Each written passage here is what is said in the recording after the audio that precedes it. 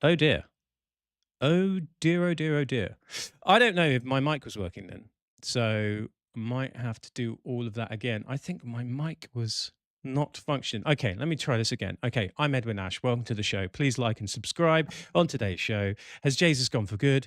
Can he bring some salvation?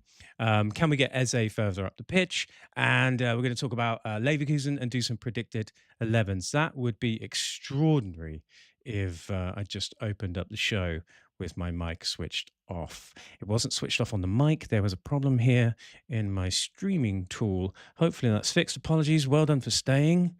If you've left, oh dear. Anyway, so we're going to have a look at Jesus.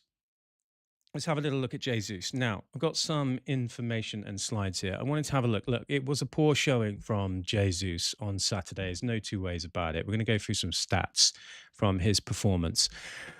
Versus Mansfield, he played the full 90, no goals, assists, one shot on target of 3 attempts. He missed a big chance. He had 38 touches. His accurate passes, 12 of 17, 71%. He lost possession 11 times. Off of the SofaScore and FOTMob ratings, he had a 6.1 to 6.7 in general. And he was Arsenal's lowest rated player. And I've been thinking quite a lot about, because he's come back since Leeds, really. And, he hit that goal against Leeds and we thought, yeah, maybe he's got something to offer. But since then, it's been really sketchy at best. If we have a look here at his recent appearances since Leeds, he scored a goal at Leeds. Since then, an unused sub against Chelsea in the EFL Cup semi-final. He started against Sunderland, 60 minutes, no goals and assists. He was an unused sub against Brentford. He got a goal against Wigan, played the full 90.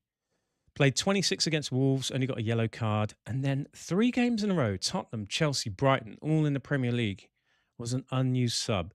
And then, of course, on Saturday, he started against Mansfield and was, let's be honest, completely ineffective. Is there anything left in Jesus? Look, he's going to be going at the end of the season. I think we can all be fairly certain of that.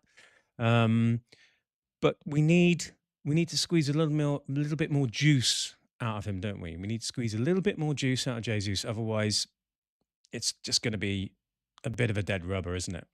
And I was thinking about this. I think a lot of us are pretty much of the understanding that Havertz is going to lead the line when he's fully fit and when he's back.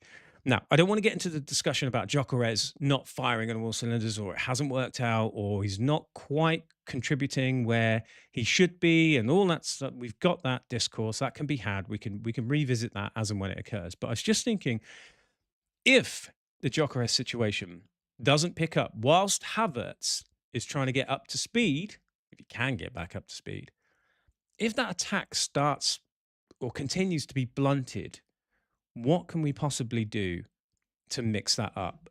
And basically, I've been digging into some stats, right?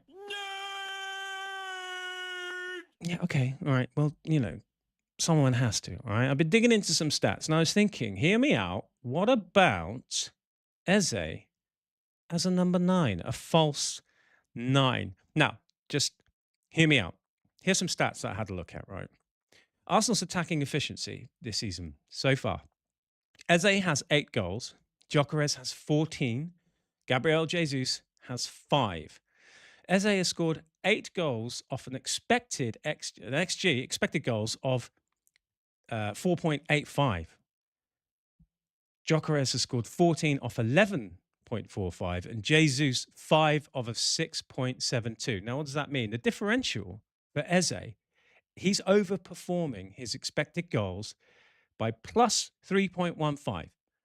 Gyökeres is overperforming his expected goals of plus 2.55.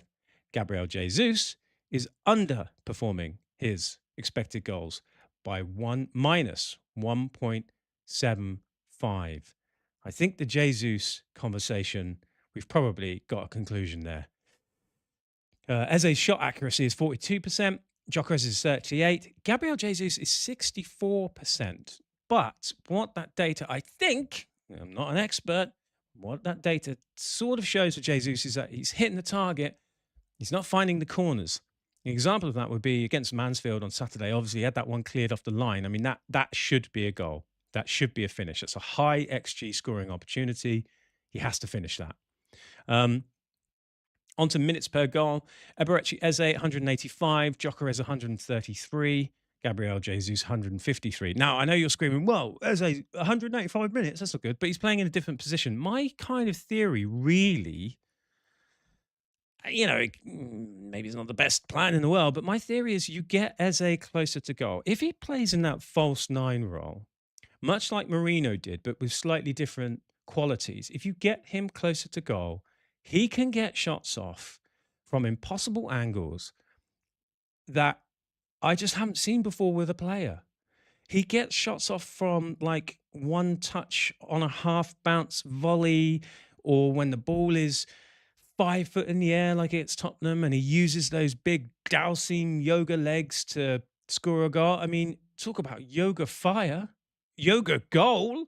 I mean, I would be well up for seeing this. I really, really would. I feel like what we're missing in this team is someone who can create shots for himself out of nothing. We know that Gyökeres, he can smack the ball really chuffing hard. He really can. He can smack the ball so hard, but he doesn't find the space to do it. He doesn't get in those positions to do it, or we don't find him. Whereas with Eze, he can find a way to shoot. And I personally would love to see him sniffing around that box more so than in the middle of the pitch, running around, sort of trying to do a bad carbon copy of Verdegaard's role. It's just a thought, food for thought. I mean, can't we try it? Could we try it? Would it work? Let me know. What do you think? Let me know what you think. Get in the comments. We're at TikTok at Big Ass Breakfast, Insta at Big Ass Breakfast, X at Big Ass Brecky, and we are on Blue Sky. Let's move on to some Leverkusen news ahead of the big match tomorrow night. So, Leverkusen played at the weekend and played on Saturday. They played out a 6-goal thriller with Freiburg. They currently sit 6th in the Bundesliga. Freiburg were 2 spaces below them, 10 points behind. But Leverkusen are a whopping 22 points behind Bayern Munich at the top of the table. I spoke about this the other day on Saturday about how that league is so skew-whiff. I won't go into it again, but Leverkusen are 22 points off the top. More importantly, I guess, to even it out, they are 11 points behind Dortmund, who are second in the table. And having a look around, having a sniff, Leverkusen have got a really big injury crisis at the moment, especially in the defensive areas. Artur is out, not expected back until April. Lucas Vasquez is out for several weeks. Flecken, their goalkeeper, not expected to return till late March. Seguir, he injured himself on international duties last. He hasn't been back since, so I don't think he's out for several weeks. I believe, might want to check that again. Loic Bader, hamstring injury, no confirmed return date. Most importantly, I guess from an Arsenal perspective, their top goal scorer, Patrick Schick, he faces a late fitness test on Tuesday. It's very touch and go whether he'll make it. He's their top goal scorer with 14 goals in all comps, 13 goals in all comps, 4 in the Champions League. So they really are missing some players. I think Nathan Teller, I'm not sure how you pronounce his first name. He missed training last week, but he's pushing to start against Arsenal. I mean, this is not the Leverkusen team. I mean, I know we all know this. This is not the Leverkusen team of 2 seasons ago, that championship winning team. They've been stripped of all those players. I don't think we're going to be facing quite the same team. So I don't want to jinx this, but we should be getting a good result there, shouldn't we? Touch wood. My predicted 11, well, not mine, the Babs, the Big Arsenal Breakfast Show predicted 11. We've had a chat about this. And actually, normally it's as part of the show where we tend to go, let's try something new. And despite me talking about my big idea for Eze, playing a number 9 sort of false nine role in the mold of Mourinho last year. Despite me waxing lyrical about that idea not 3 minutes ago, I wouldn't want to see it tested in this game. So I think Arteta, or what I would probably like to see, and what Arteta will probably go for, and we'll cover this on tomorrow's show as well once we've had the presser. I think he'll go for Raya, Timber, Saliba, Gabriel, Hincapié, Zubimendi and Rice, Saka on the right, Eze in the middle, Martinelli on the left, and Gyökeres up front. We're waiting, obviously, to find out news on Trossard and Calafiori, so you could potentially mix those two bring them into the fold. But yeah, I don't think they're going to feature by the looks of it. Obviously, Jesus could feature at some point. Again, despite me sort of not slagging him off, but not praising him earlier in the show. Despite that, I think he can feature in the Champions League. We've seen it. We saw how good he was against Inter. It's a different game, isn't it? The Champions League. It's such a different game. So I think he could feature. I don't know if Erdegaard's going to be back. I got a sneaky suspicion suddenly he'll be fit. And if Saliba's not quite recovered from that ankle injury, then I think Mosquera would obviously slot in. I know there was a lot of debate about how well he played on Saturday. I still think he had an all right game. He's still young. He's still, touch wood, he has not been on an Arsenal losing side this season. In fact, I think we've won every game that he's played.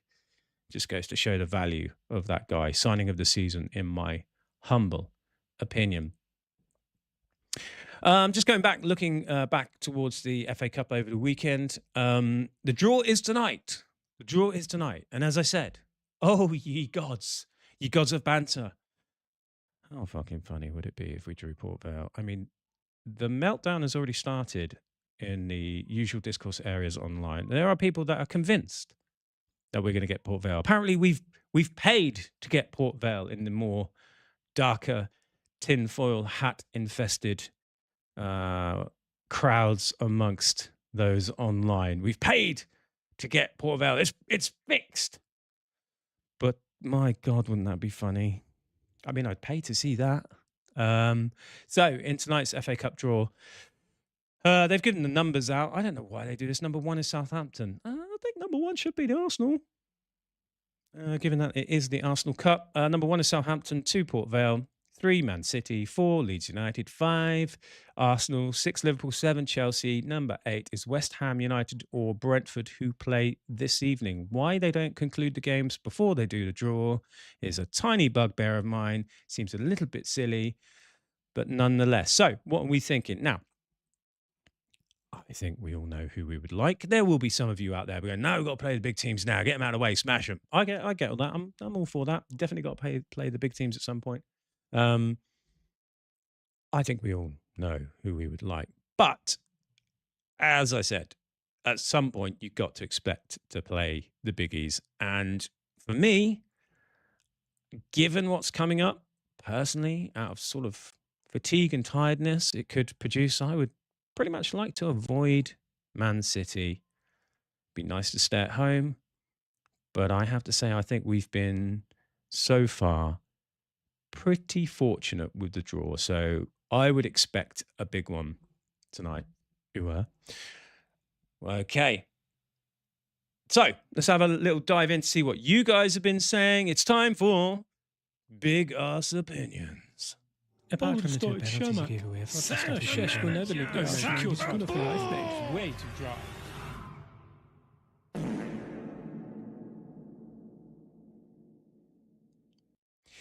That's right, ladies and gentlemen. It is time for your big ass opinions and also having a look at what's going around the Gooniverse at the moment. I'm going to start off with one of the most ridiculous tweets I have ever seen in my life from LiveScore, who basically tweeted something that is so pointless, I have no idea what even mustered up the energy to do so. And that was a tweet that basically said, in the last 2 games, Chelsea have scored 8 goals against 2 former Arsenal goalkeepers. They've scored 8 goals against 2 former Arsenal goalkeepers. I mean, really, the internet is so full of pointless shit, isn't it?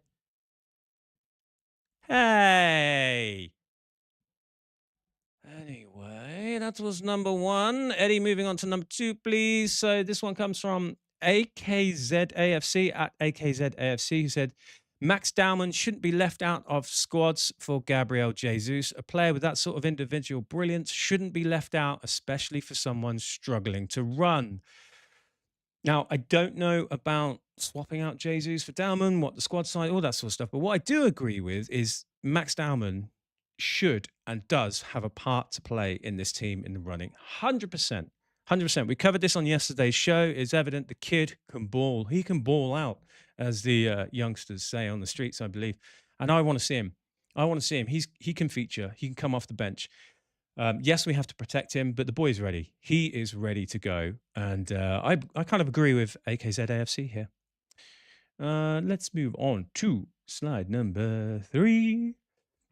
Kate at Caitlin_Allen says, she responded to a tweet that Transfer News Live had tweeted. And I thought this was actually quite an interesting take.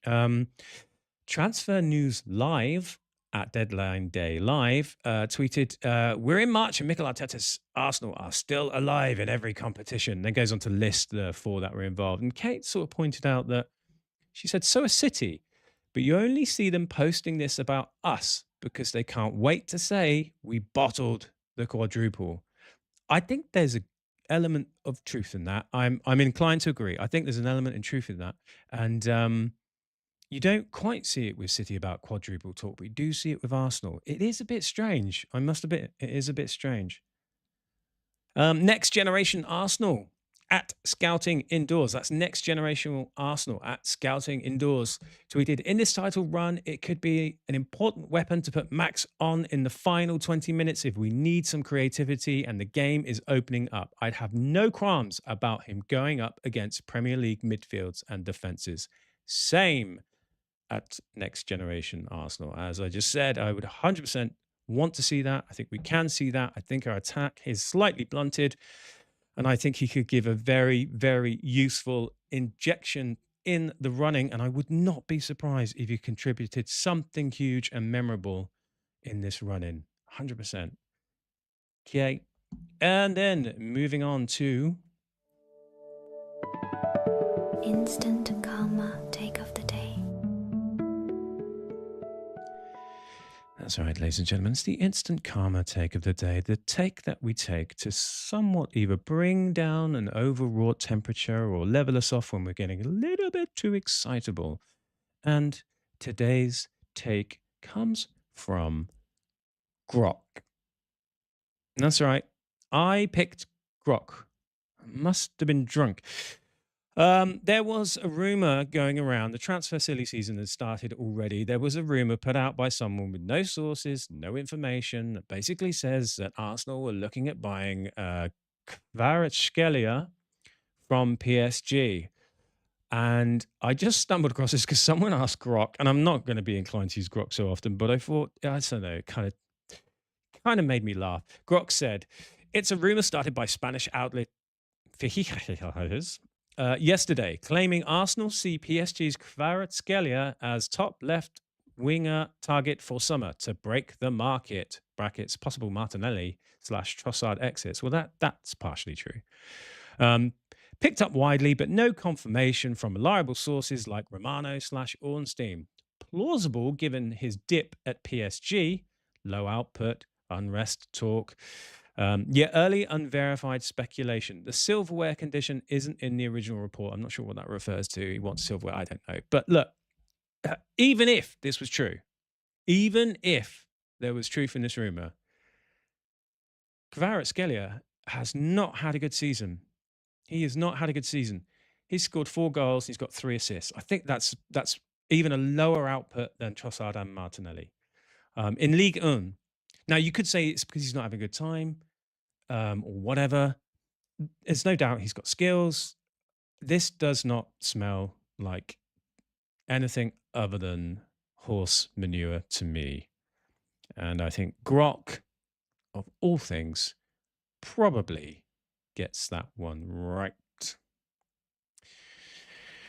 And that's it for today, ladies and gents. We will be back tomorrow to preview a little bit more the game against Leverkusen. It's a game day show tomorrow. It is a game day show. So what do we ask for on game day? We want you